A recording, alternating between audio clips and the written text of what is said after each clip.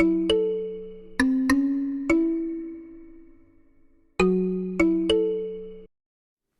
friends, Pastor Doug here with another episode of Teaching Tuesday. Over the next 4 weeks we'll be looking at each of the 4 Gospels, Matthew, Mark, Luke, and John. But today, though it's listed as the second Gospel, we'll take a look at the Gospel of Mark. As we begin, let me make 2 important statements. First, Matthew, Mark, and Luke are known as the Synoptic Gospels. The Synoptic Gospels, though different in many ways, share a common story arc. In fact, synoptic comes from the Greek word syn, meaning together or with, and optos, meaning seeing. The Synoptic Gospels see events together or alike. The second important statement is that Mark was most likely the first written gospel. Gospel, by the way, means good news, and the Gospels we find in Scripture tell the good news of Jesus Christ. One of the things that I notice in Mark is the pace of the story. Everything happens quickly in Mark. Ignoring the birth of Jesus, Mark launches his story with Jesus' baptism by John the Baptist. Following the baptism, immediately or at once, depending on the translation, the Spirit sent Jesus out into the desert. Mark, in the 16 chapters that comprise the story, will use this at-once statement 47 different times. A few other examples are their call to follow him, a leper being restored to health, and you might also notice this when Peter denies Jesus. One other piece I'll draw to your attention is the number of times Jesus commands demons and people to not say anything about who he is.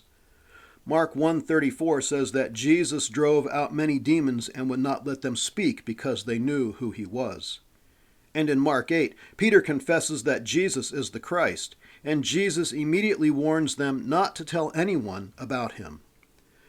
The Messianic secret, as it's written about in academic circles, has many possible reasons: preventing crowds from becoming too large, taking the focus off the true nature of the healings, and perhaps preventing a misinterpretation of Jesus' work in the world.